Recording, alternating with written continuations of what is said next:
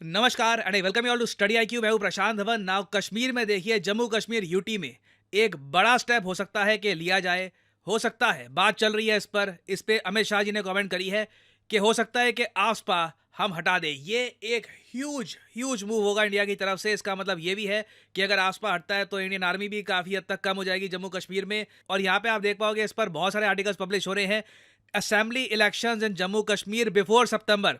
इसी साल के सितंबर महीने से पहले जम्मू कश्मीर में चुनाव होंगे और centre to consider revoking AFSPA. इस पर देखिए बहुत चर्चा हो रही है, डिबेट्स हो रहे हैं कि क्या ये सही डिसीजन है, क्या ये टाइम अब आ चुका है। हालांकि अमित शाह जी ने यह कहा है कि जम्मू कश्मीर के लिए भारत सरकार के पास एक 7 ईयर ब्लूप्रिंट है, जिससे धीरे धीरे ना जम्मू कश्मीर में हालत बिल्कुल नॉर्मल हो जाएगी like any other state in India. और यहाँ पे हम तरक्की भी देखेंगे।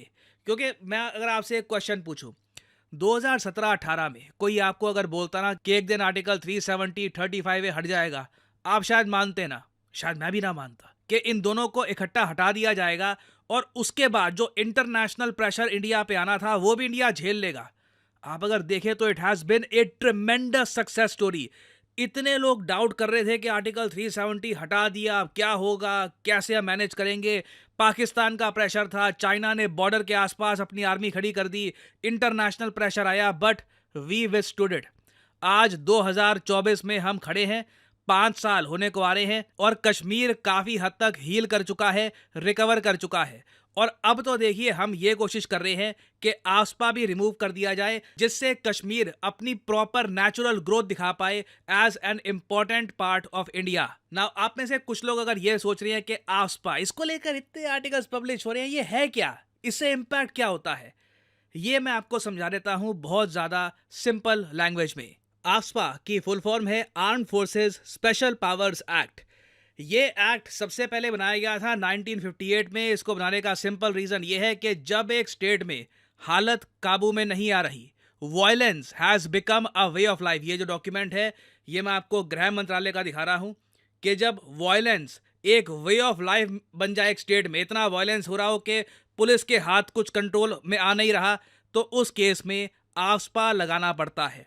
और आफ्सपा से स्थिति क्या बेहतर होती है, देखिए हिस्टोरिकली हमने देखा है कि आसपास से वायलेंस कम होता है। हालांकि प्रॉब्लम थोड़ी ये आती है कि जो सिविल राइट्स हैं, जो सिविल लिबर्टीज़ हैं आम नागरिकों की, इस पे इम्पैक्ट आता है ना। आसपा जब एक स्टेट पे लगता है या फिर एक रीजन पे, एक डिस्ट्रिक्ट पे भी लगता है, तो क्या इम्पैक्ट आता है ये मैं आपको बताता हूँ। आसपा जैसे ही एक स्टेट में या फिर एक रीजन में लागू होता है और डिक्लेयर कर दिया जाता है कि ये स्टेट या डिस्ट्रिक्ट या ये रीजन डिस्टर्ब्ड है, तो वहां पे आर्मी, पुलिस या फिर पैरामिलिट्री फोर्सेस को मिल जाती है स्पेशल पावर्स। इन स्पेशल पावर्स के अंडर इम्यूनिटी मिलती है कि कल को अगर मान लो कोई बहुत ज़्यादा हैवी प्रोटेस्ट कर रहा है तो उसके रिस्पॉन्स में शूट टू किल के ऑर्डर देने पड़े, आपको प्रॉपर्टी डिस्ट्रॉय करनी पड़े, आपको किसी को डिटेन करना पड़े बिना वारंट के, ये सब army, police force, paramilitary force कर सकती है। जो आर्मी पर्सनल हैं आसपा के अंडर, उनको मिलती है complete immunity from the law of Indian Penal Code, crime procedure code, civil suits. तो बेसिकली आप कह लीजिए स्थिति को कंट्रोल में लाने का ये अल्टीमेट रिस्पॉन्स है गवर्नमेंट का कि जब और कुछ समझ नहीं आ रहा, आसपा लगा दो। मणिपुर का अगर हम एग्जांपल लें तो रिसेंटली पूरा मणिपुर ही आसपा के अंडर आ गया था। यहाँ पे आप देख पाएंगे article, Manipur government declares entire state disturbed area under AFSPA एमिड unrest. Now हालांकि बाद में आफ्सपा काफ़ी जगह कम भी किया गया।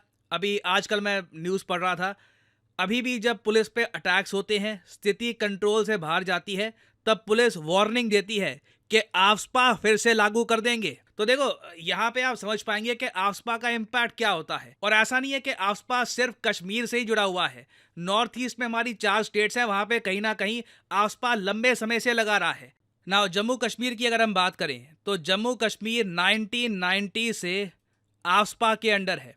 और कई बार यहाँ पे जो कश्मीर वैली है ये डिस्टर्ब्ड एरिया के कैटेगरी में रही है। बीच में काफ़ी बार जब स्थिति बहुत ज़्यादा ख़राब हो गई थी, फॉर एग्जांपल अगस्त 2001 में, तब जो ये डिस्टर्ब्ड एरिया का प्रोविज़न है ये जम्मू में भी इम्पोज करना पड़ा। इसकी वजह से देखो कई सिविलियंस कंप्लेन करते हैं कि जो सिक्योरिटी फोर्सेज हैं उनके पास बहुत ज़्यादा पावर है। अब यहाँ पे इशू यही आता है कि जब आप सिक्योरिटी फोर्सेज को, आर्मी को अनलिमिटेड पावर दे दो, तो अकाउंटेबिलिटी कैसे मेंटेन करोगे? ये इसका एक इशू हमेशा रहता है, क्योंकि कई सिविलियंस कहते हैं कि देखिए हमें बहुत ज़्यादा डिफ़िकल्टी फेस करनी पड़ रही है, फ्रीडम नहीं है।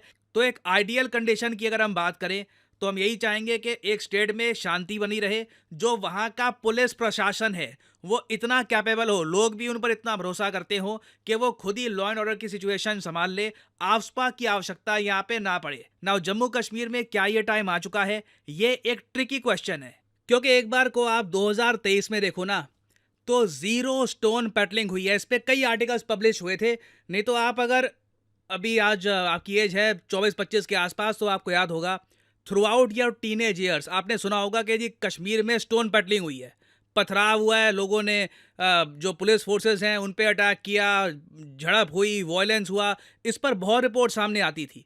नाउ अब स्थिति काफ़ी काम है, ना स्टोन पेटलिंग हो रही है, जो अटैक्स है उनमें एक मैसिव डिक्रीज आया है, जो डेथ्स है सिविलियंस की इसमें एक मैसिव डिक्रीज आया है।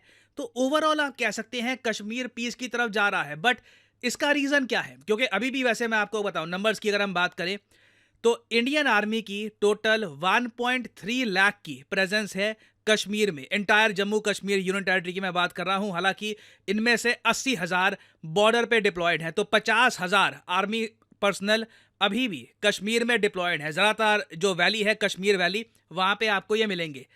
नाउ इन्हें जब हम धीरे धीरे विड्रॉ करना स्टार्ट कर देंगे, तो क्या जो ये जीरो स्टोन पेटलिंग हमने देखी थी 2023 में, ये बरकरार रहेगी या फिर कुछ प्रॉब्लम सामने आएंगी? क्योंकि अगर हम ये करेंगे तो बहुत ही फेज्ड तरीके से करना होगा। और मुझे काफ़ी खुशी है कि अमित शाह जी ने ये कहा है कि 7 साल का ब्लूप्रिंट है हमारे पास। वो ब्लूप्रिंट अभी इन्होंने दुनिया के सामने रखा नहीं है कि उसमें लिखा क्या क्या है, क्या ये प्लान करके बैठे हैं, मगर ये भी मान के चल रही है कि ऐसा नहीं है कि 2 साल में हम सीधा ये जो हमारी फोर्सेस हैं 1,30,000 के आसपास, इनको 3,000 बस रख देंगे। ऑब्वियसली बॉर्डर पे हमको हमारे सोल्जर्स चाहिए होंगे, ये तो बने रहेंगे।